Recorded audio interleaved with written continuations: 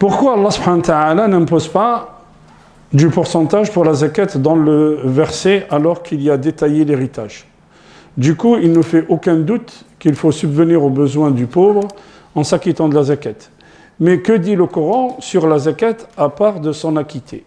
Et pourquoi il donne 5% de nos récoltes, mais que 2,5% de notre argent?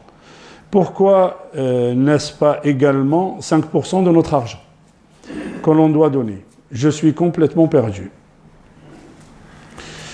avec ce troisième pilier. Bon. Ça y est, l'ikhwa, quand on pose des questions comme ça, il y a quelque chose qui... Et des fois, je reçois des commentaires et je me dis à quel point on est vraiment loin dans la science, parce que la science, c'est important. Le savoir, c'est très important. Et personne n'est au-dessus de la science, quelle que soit la personne. Celui qui vous dit « moi je sais tout », c'est un ignorant. On a besoin de tout. On a besoin de ilm, on a besoin d'apprendre, et tout le temps. Min shurut la ilaha illallah. Quand on dit la ilaha illallah, Muhammadur Rasulullah. Quelles sont les conditions de la ilaha illallah? Quelqu'un les connaît? Les conditions de la ilaha illallah, sab'a. Il y en a 7. La première chose, al-ilmu, le savoir, la science. Deuxième chose, as-sidqu, la véridicité. Troisième chose, al-ikhlas, la sincérité. Quatrième chose, l'acceptation. Ok? L'acceptation. Al-qaboul. Cinquième chose, al-inqiyad, la soumission. Sixième chose, c'est quoi? On a l'ilm, al-sidq, l'ikhlas, al-qaboul, l'inqiyad. La septième, c'est le mahabba. J'en ai oublié une. Al-muhim. Awwal shay, c'est quoi? La première chose, c'est quoi? C'est l'ilm. L'ilm mubash. Quelle science? Quel savoir? L'ilm billah. Si tu ne connais pas Allah, tu ne peux pas lui obéir. C'est pour ça que le Coran, pendant 13 ans à la Mecque, qu'est-ce qu'il faisait le prophète? Et le Coran, il descendait sur quoi? Il descendait sur l'imanu billahi wal yawm al-akhir. La connaissance de l'invisible, la connaissance de ce qui nous attend après la mort, et la connaissance d'Allah subhanahu wa ta'ala. Allahu alladhi khalaqa kulli shay. C'est ça, la connaissance d'Allah. Donc une fois qu'on a connu Allah subhanahu wa ta'ala, après il faut être sincère avec lui, la sincérité, l'ikhlas, il faut sidr. Après il faut comment dire, il faut le qaboul, l'acceptation. C'est quoi l'acceptation? Quand on se soumet à Allah, si tu n'es pas musulman, Allah ne te demande pas de faire la prière. Vous voyez? Si tu n'es pas musulman, Allah ne te demande pas de faire la prière. Allah ne te demande pas de sortir de zakat.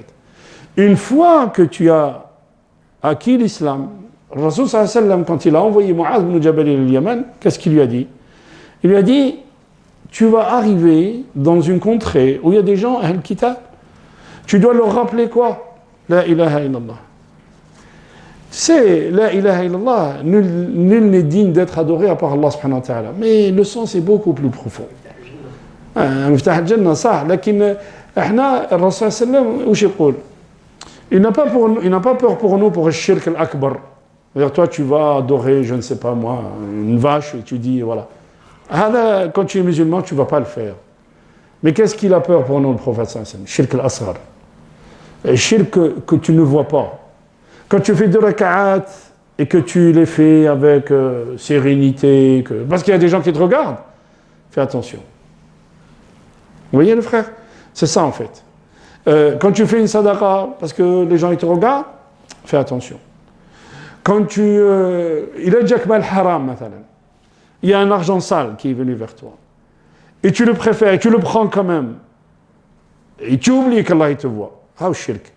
Tu te refais shirk al-asghar. Parce que tu as oublié qu'Allah subhanahu wa ta'ala il te regarde. Vous voyez, c'est des choses qui sont très fines. Vous voyez, c'est... Où le gars il te dit moi je ne peux pas faire la prière. Pourquoi? Le boulot, tout ça. Ah ouais? Ok. Quelqu'un me dit chiffre d'affaires 0, 0, 0.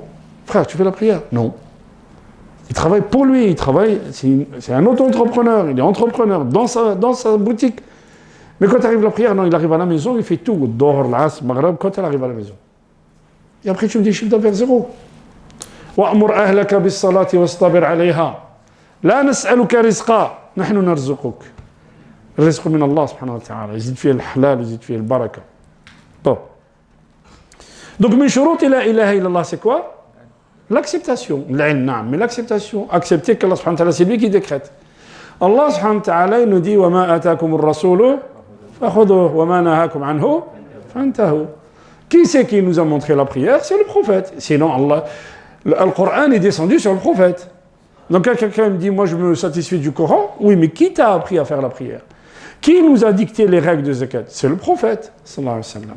Et c'est le prophète qui nous a dit, eh ben, sur l'argent c'est 2,5, mais sur Zoro, sur l'agriculture c'est 5 ou 10%. C'est le prophète qui nous a dit ça. Donc pourquoi? Ben, parce que c'est Allah qui a décidé. C'est Allah qui a décidé, c'est comme ça. C'est Allah qui a décidé ça.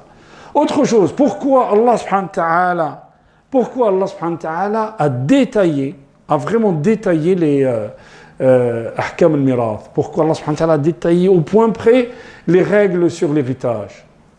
Regardez aujourd'hui, dans n'importe quelle société, musulmane ou pas musulmane, pourquoi la famille s'entretue?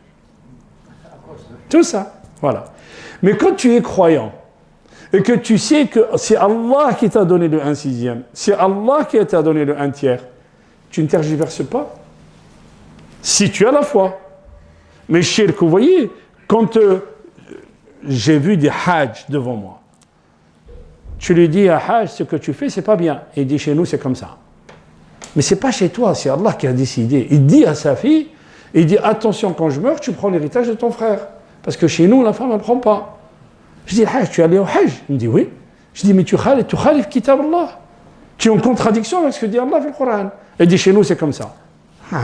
Wajadna alayha aba'ana. Vous voyez? C'est ça, le shirk. Et il s'allie, il fait la prière, il y a le Coran. Mais si tu n'appliques pas ce que Allah subhanahu wa ta'ala te dit, il y a un problème. Il y a vraiment un problème de comportement là.